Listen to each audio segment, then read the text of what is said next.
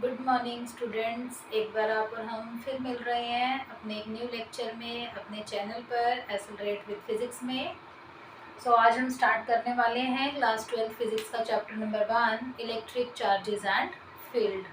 Okay, इसमें हम सबसे पहले पढ़ने वाले हैं चार्ज पार्टिकल्स के बारे में। What do you mean by a charge? In earlier classes you have studied charge is represented by Q or small q. Any one you can write either small q or capital Q. Now what is the charge? Charge is the intrinsic property of a matter. Intrinsic property. Intrinsic means internal आप कह सकते हो, microscopic भी आप बोल सकते हो. So charge is the intrinsic property of matter which gives rise to electric forces. एक ऐसी प्रॉपर्टी है जिसकी वजह से कौन सी फोर्सेस जनरेट होती हैं? Electric forces. So what do you mean by electric forces? ये हम आज के टॉपिक में पढ़ेंगे. तो चार्ज पार्टिकल्स कौन कौन से होते हैं?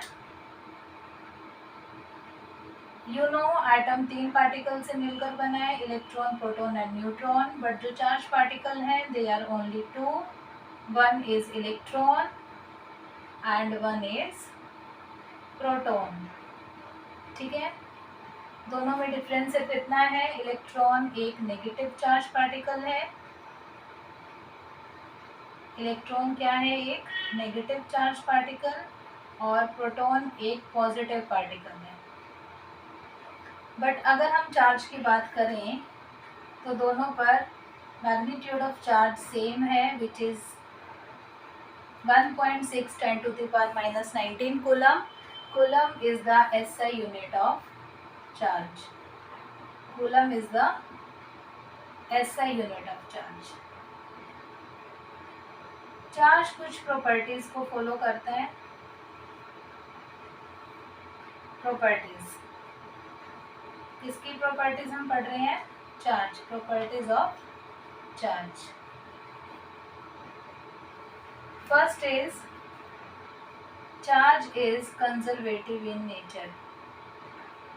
कंजर्वेटिव का मतलब क्या होता है? जैसे कि आप अपने लोअर क्लासेस में पढ़ चुके हो, law of conservation of mass, law of conservation of energy.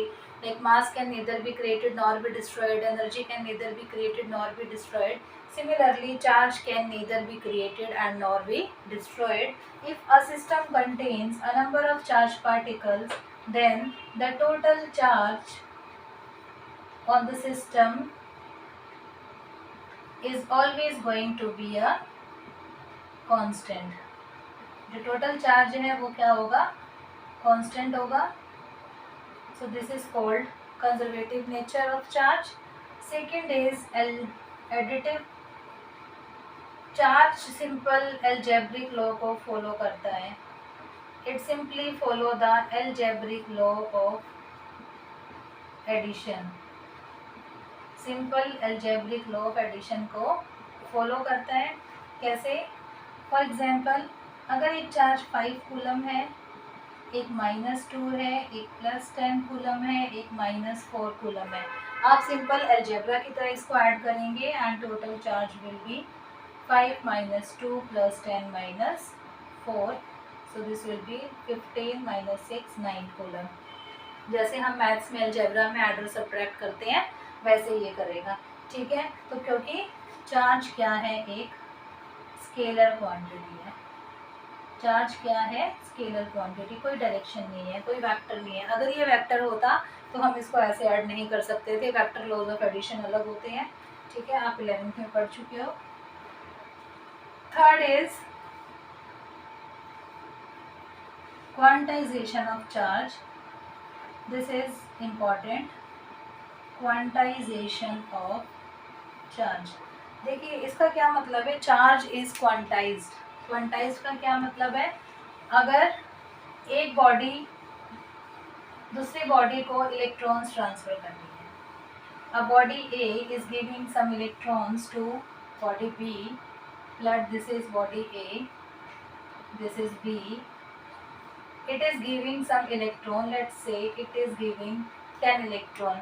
10 electrons are transferring from A to B. So some charge is going. Electrons जाने का क्या मतलब है? Some charge is transferring, charge transfer हो रहा है, ठीक है। कितना? यू नो, एक इलेक्ट्रॉन पे चार्ज हम याद रखेंगे 1.6 10⁻⁻19 कूलम।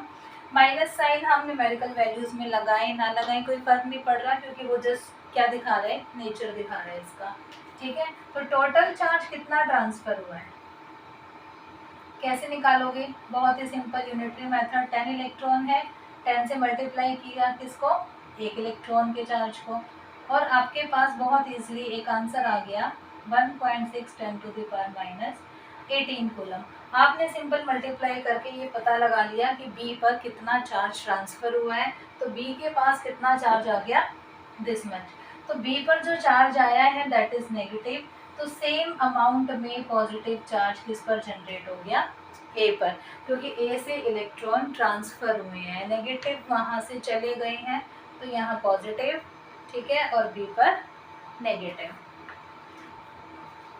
तो यहाँ से हमने एक फॉर्मूला बना दिया क्वांटाइजेशन का, और वो फॉर्मूला क्या है? बहुत ही सिंपल सा फॉर्मूला है, Q is equal to N E.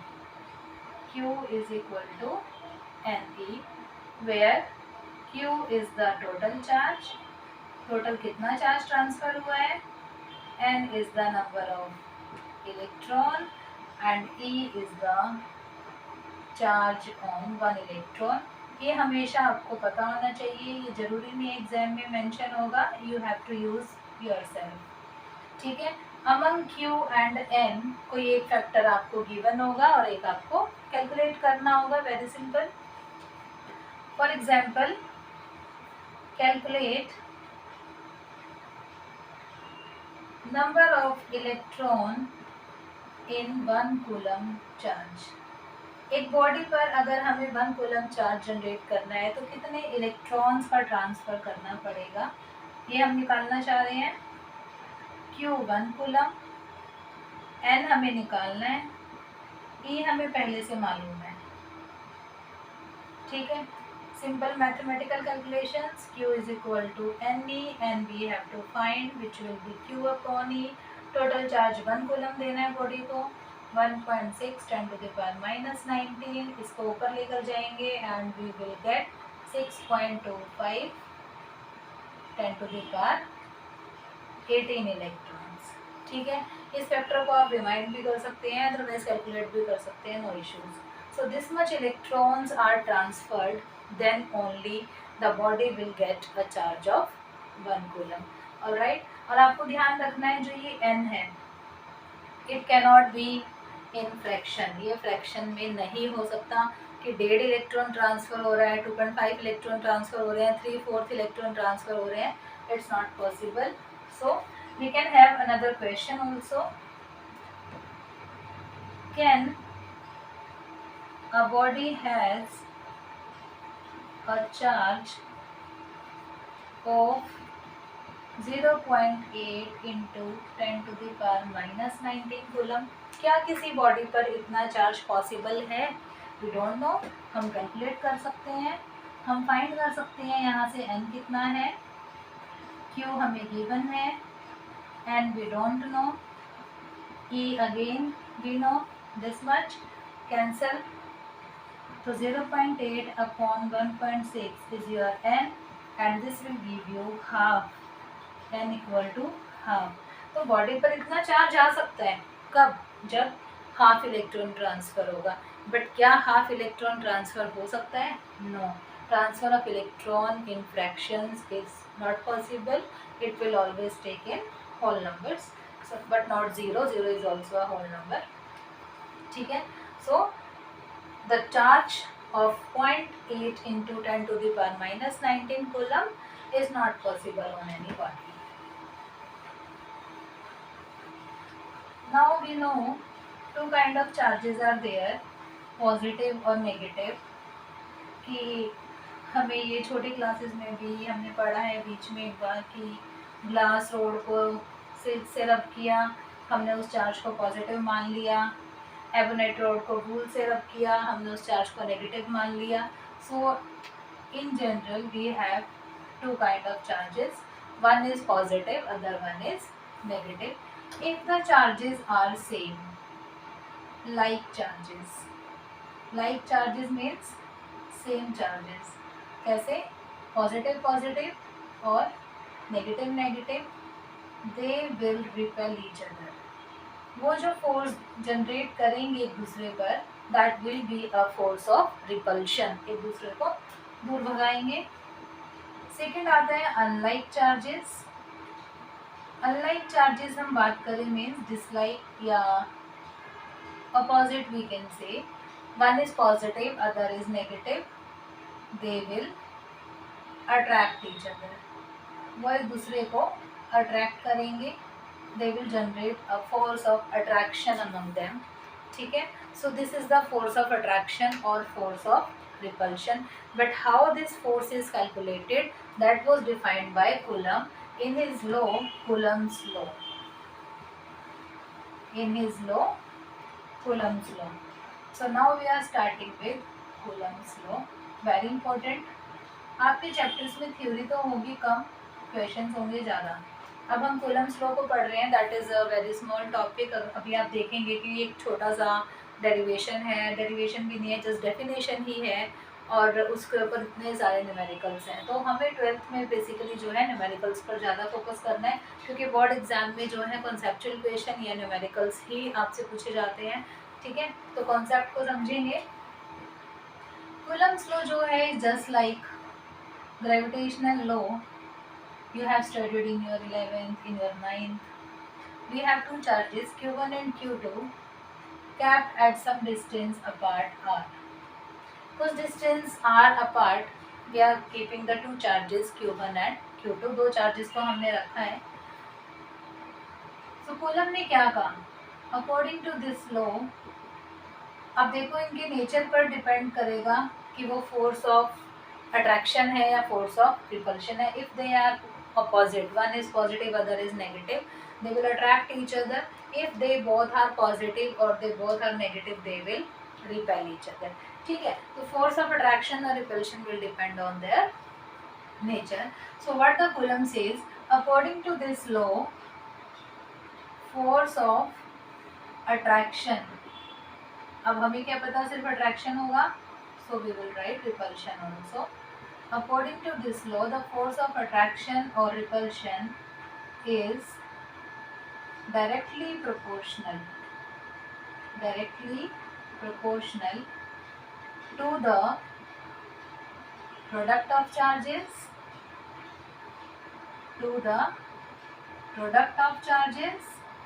and inversely proportional to the square of distance between them. Square of distance between them.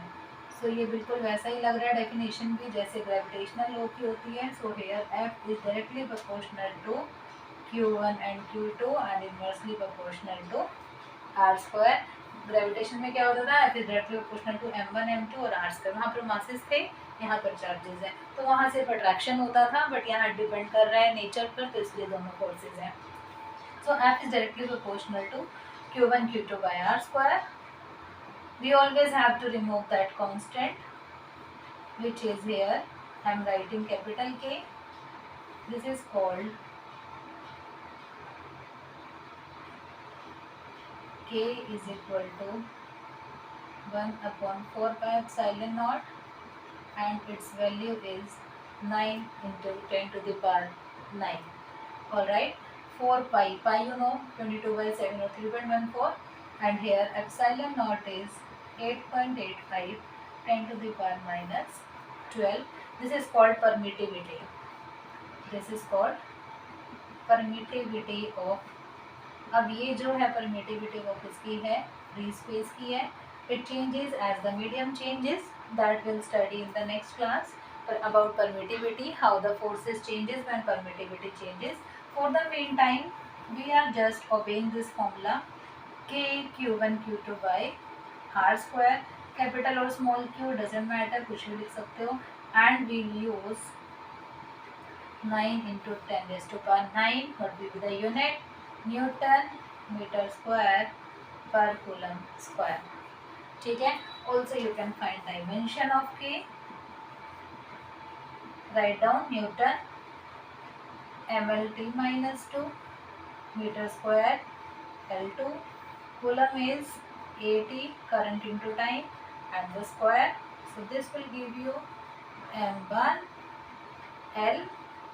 सी 1 और 2 3 नीचे नहीं है, ठीक है. एंड पी इज -2, ऊपर जाकर -2 -4 एंड ए इज -2, ऊपर चला जाएगा, ऊपर है ही, ठीक है. तो m1 l3t -4 a -2 is the dimension of k, ठीक है, where k is the constant with value 9 into 10 to the power 9. See this is the mathematical calculation of force, but here we also need to mention the direction. Now if the charges are same nature, तो force इस तरीके से होगी. जो 1 2 पर force लगाएगा that will be away, वो उसको अपने से दूर भगाएगा. So this is force of 2 due to 1.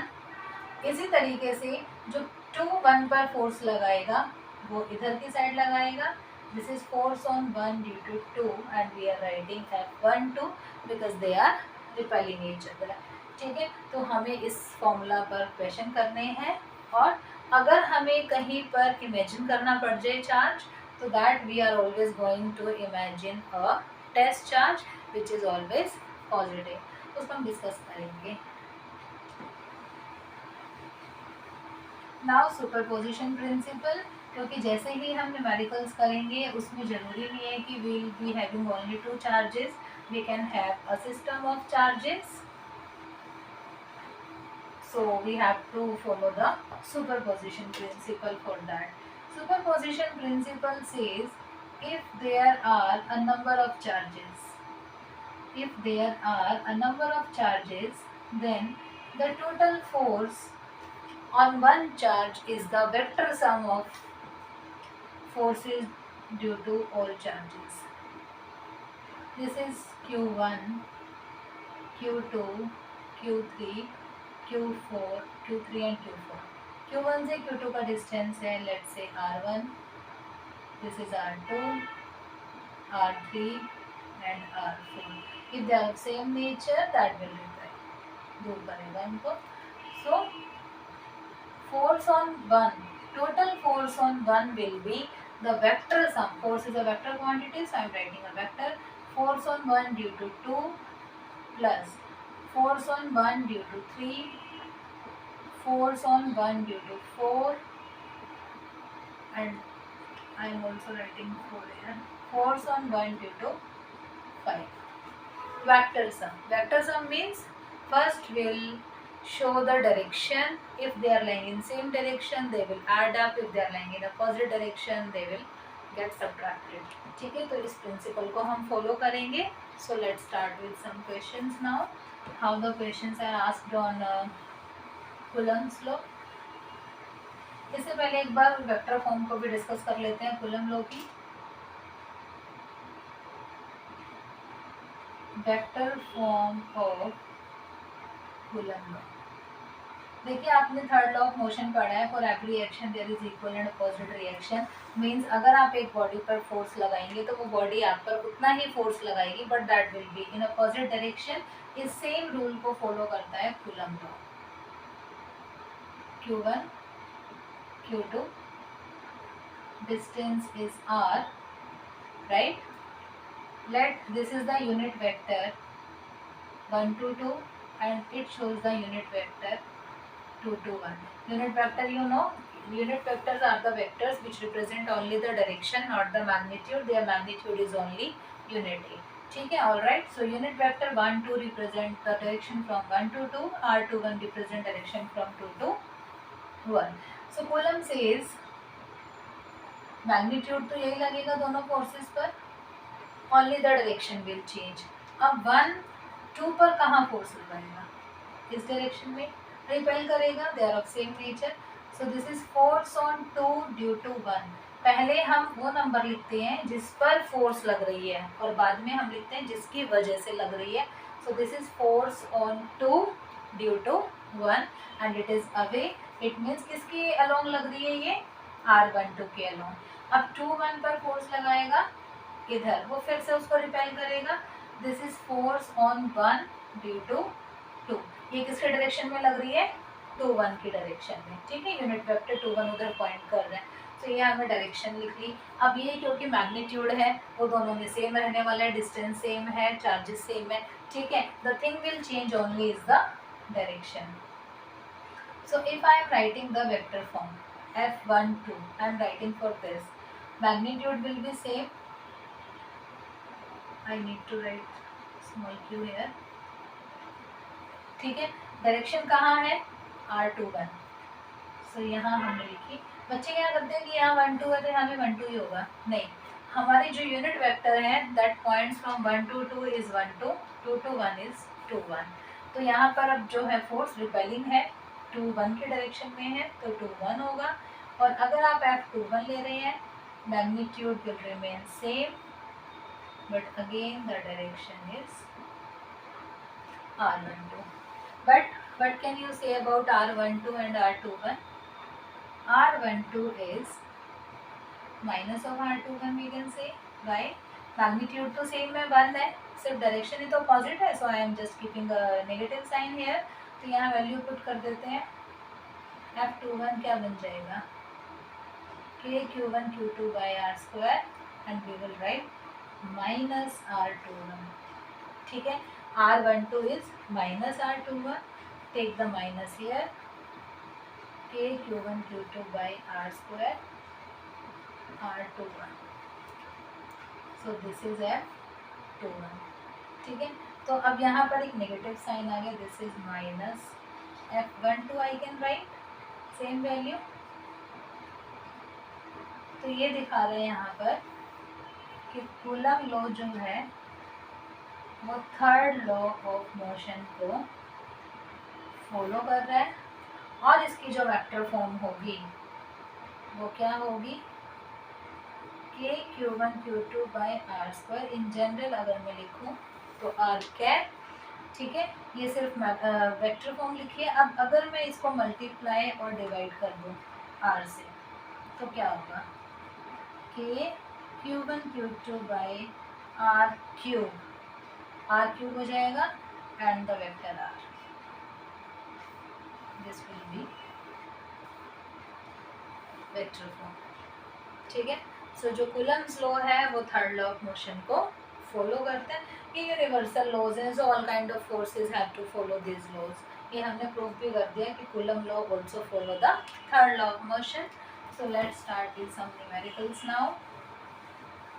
Numericals हम सिर्फ करने वाले हैं कूलम्स लॉ पर। हमने अभी तक एक ही फॉर्मूला पढ़ा है and now you will see कि so many questions are there on this formula only, KQ1 Q2 by R square।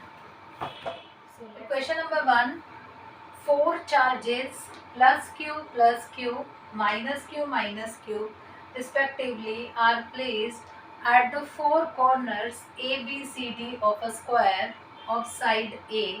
Find the force on capital Q placed at the center of the square।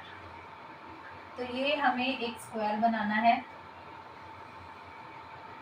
जिसका उसने नाम दिया है ABCD। Respectively का मतलब होता है कॉरस्पॉन्डिंगली। प्लस क्यू केप्ट है ए पर, again plus Q B and minus Q at C and D. फिर उसने कहा है एक कैपिटल क्यू सेंटर पर है। सेंटर बना लेते हैं स्क्वायर का, 2 डायगोनल बनाओ, ज्वाइन कर दो, let O is the centre. और यहाँ पर एक चार्ज रखा है कैपिटल क्यू।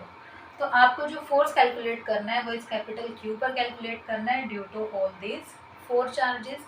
यहाँ हम यूज़ कर सकते हैं बहुत ईजिली अपना सुपरपोजिशन कि ओ पर जो फोर्स होगा वो इन चारों चार्जेस की वजह से होगा। ठीक है, और साइड दी है स्क्वायर की ए। एक बात जो ध्यान रखनी है, सबसे पहले तो मैं लिख रही हूँ जो टोटल फोर्स ऑन ओ होगा that will be force on O due to A. Vector sum I am writing because direction को भी हमें देखना है। Force on O due to B, due to C and due to D. देखो step wise चलेंगे, question कुछ difficult नहीं है। हमें अब इतना पता है कि सुपर पोजिशन को फॉलो करके ओ पर जो फोर्स है वो इन चारों चार्जेस की वजह से होंगी। Now what will be the direction. देखो क्यू पॉजिटिव है, ए पर पॉजिटिव है, तो ए क्यू को कैसा फोर्स देगा, ए क्यू को रिपेल करेगा इस तरीके से। सो ये डायरेक्शन हो गई force on O due to A, वो कहेगा दूर जाने के लिए, क्योंकि दोनों पॉजिटिव हैं, सेम नेचर है, तो उसको दूर भगाएगा। Now B is positive, Q is again positive, तो ये भी उसको क्या करने वाला है, रिपेल करने वाला है। हमने देखो नाम लिख दिया ताकि कंफ्यूजन ना हो। फोर्स ऑन और ड्यू टू बी, आप F1 F2 भी लिख सकते हो, now force on C, force on O due to C. अब सी नेगेटिव है, क्यू पॉजिटिव है, तो वो उसको अपनी तरफ अट्रैक्ट करेगा, तो जो ये क्यू है वो उसकी तरफ जाएगा, और यहाँ पर फोर्स हम लिखेंगे force on O due to C, and force on O due to D which is again a negative charge, तो वो भी इसको अपनी तरफ अट्रैक्ट करेगा। तो डायग्राम में हमने बना दी चारों directions. Force on O due to A repelling, due to B again repelling, C के लिए अट्रैक्टिव और डी के लिए भी अट्रैक्टिव। तो डायग्राम में आप डायरेक्शंस बना सकते हो। अब हम कैलकुलेट करते हैं इनका magnitude.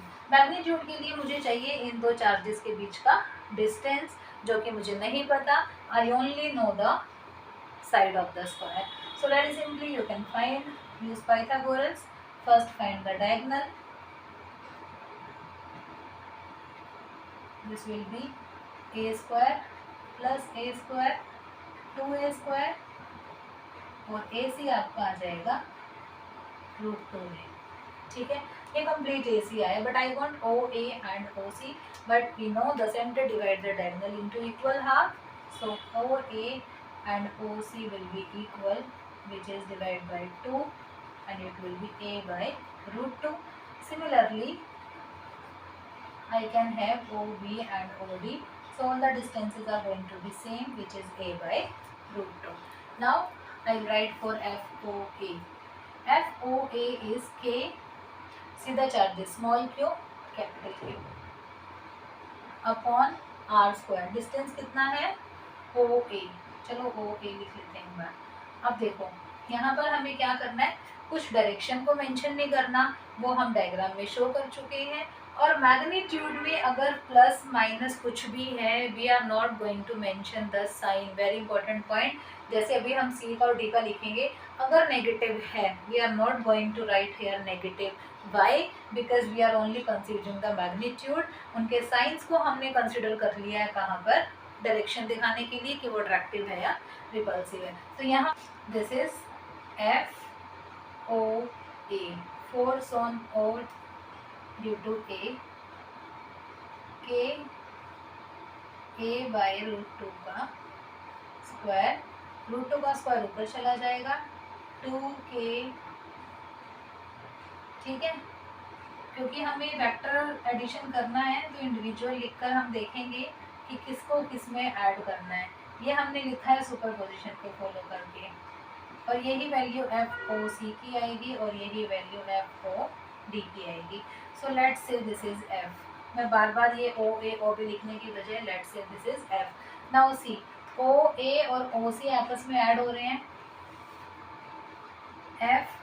FOA plus FOC, this will give you F plus F2F। किसके अलोंग? Along OC। OC के अलोंग एक नेट फोर्स हमारा हो गया 2F। ठीक है, और इसी तरीके से FOB and FOD, F plus F2F, और ये हमारा हो गया OD के अलोंग इस तरीके से, and they are at 90 square के डायगोनल बाइसेक्ट करते हैं 90 पर. So this will give you the resultant f. So resultant f will be under root a square plus b square. For perpendicular we don't have the cos term, so this will be 2f square.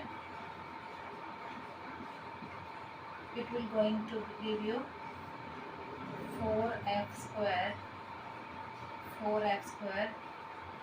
8f square square root, which is 2 root 2f. Now put the values 2 root 2 and f हमने किसको consider किया था 2k q by a square. 2 to the 4, so this is 4 root 2 k q by a square. This is the net force on q and it will be acting along this. ठीक है, you can write another point along OP.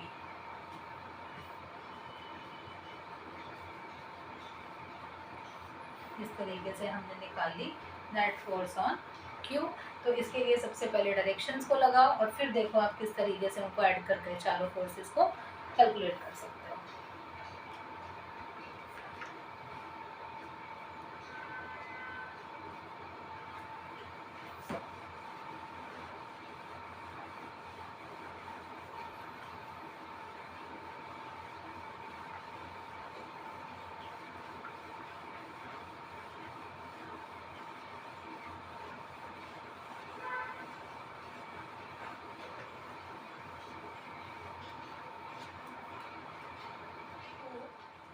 Consider charges Q, Q and minus Q kept at vertices of an equilateral triangle of side L. Find the net force on each charge. इस बार आपको बनानी है equilateral triangle. Let it is A, B and C. Equilateral means whose all sides are equal. A पर हमने charge रखा Q, B पर भी Q and C पर it is माइनस Q. आपको तीनों चार्जेस पर फोर्स निकालना है. अगेन सुपरपोजिशन का यूज़ करेंगे. एक चार्ज पर जो फोर्स होगा वो बाकी के दोनों चार्जेस की वजह से होगा. तो यहाँ पर हम let's start. We are finding the force on B. ठीक है, force on B due to C and due to A. Now see this Q and this is minus Q. This is going to attract. सबसे पहले हम लगाते हैं direction. Force on B due to C, it is going to attract, and force on B due to A, both are positive and it is going to repel. It is going to repel. Force on B due to A.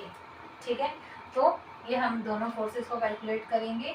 Force on B due to C, use K Q by L square direct. L square is the side, Q is the charge, not considering the sign, writing only the magnitude, which is K Q square by L square.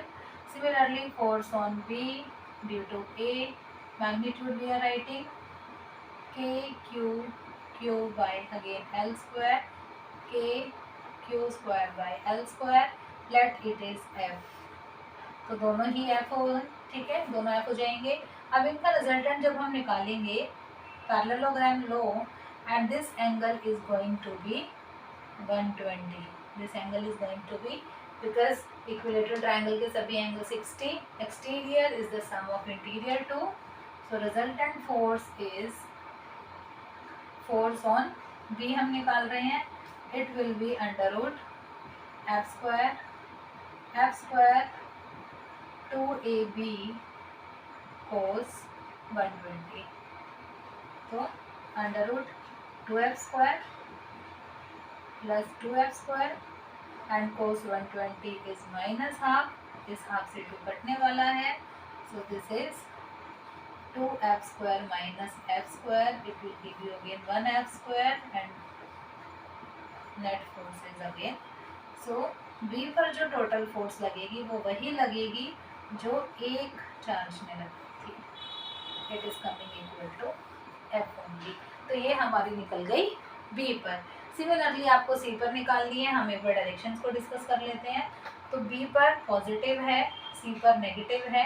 B C को अपनी तरफ attract करेगा, force on C due to B. A उसको repel करेगा, force on C due to A. Again parallelogram आप लगाओगे cos 120, तो इस तरीके से यही फोर्स आ जाएगी सी पर। नाउ व्हाट अबाउट ए? ए के लिए बी पॉजिटिव है, तो ए को वो क्या करेगा, रिपेल करेगा, force on A due to B उधर जाएगा। अब ये इसको अट्रैक्ट करेगा बिकॉज ये नेगेटिव है, this is force on A due to C. ठीक है, उसका भी रिजल्टेंट हम सॉल्व कर लेंगे। सो इस तरीके से हम क्या कर सकते हैं, तीनों फोर्सेस को कैलकुलेट कर सकते हैं। ठीक है,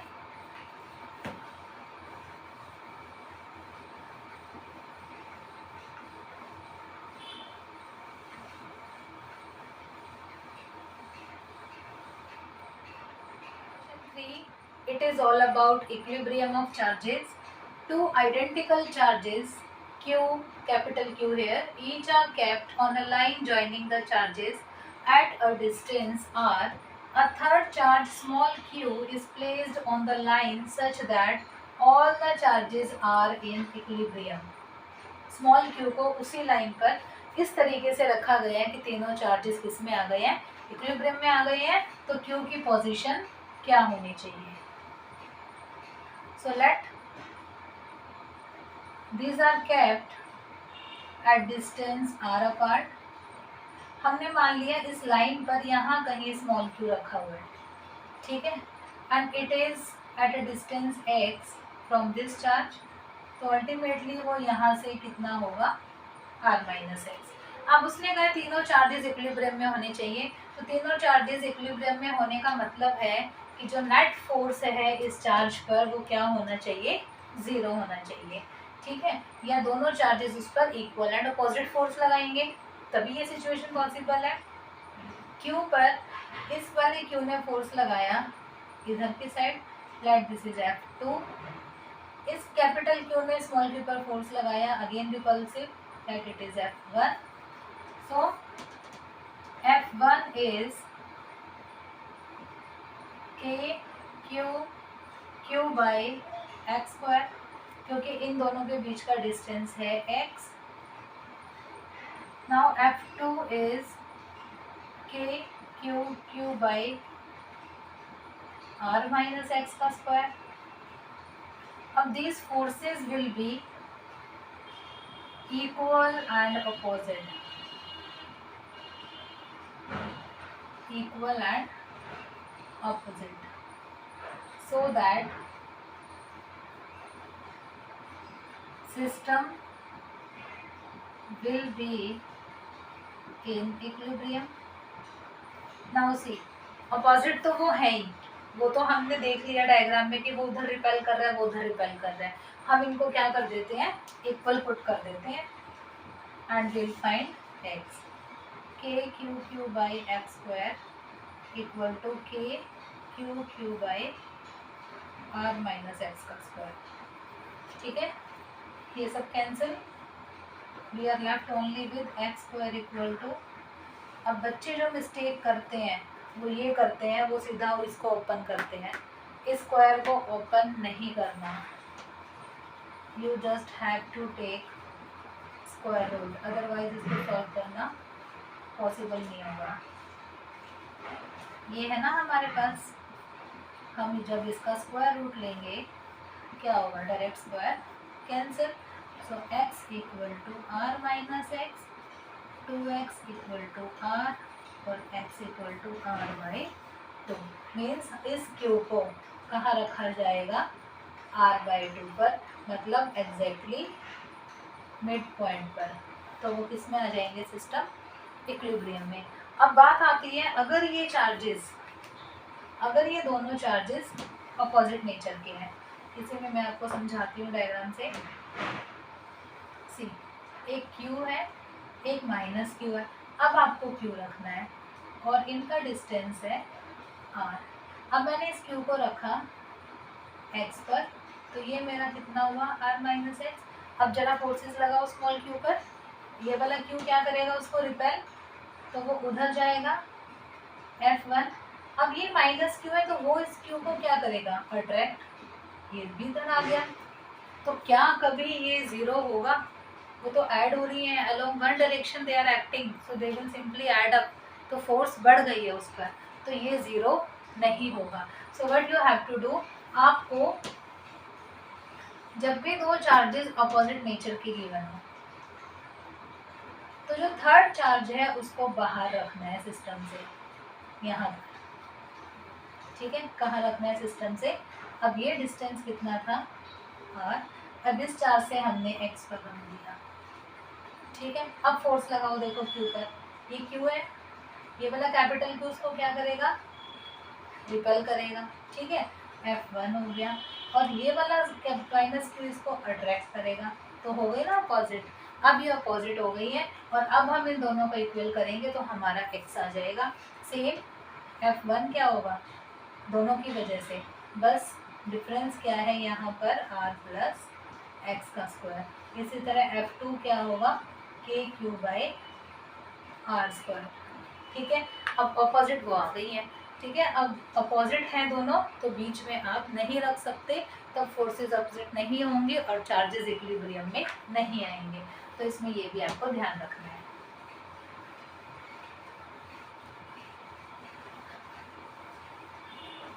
तो ये हमने क्वेश्चंस किए सुपरपोजिशन पर, इसमें आपके ट्रायंगल के स्क्वायर के क्वेश्चंस आते हैं, या फिर आपको आता है इक्विलिब्रियम, लाइक एक लाइन पर चार्जेस रखे गए हैं तो वो इक्विलिब्रियम में कब आएंगे। Question number 4, a particle of mass m carrying charge minus q1 is moving around a charge plus q2 along a circular path of radius r.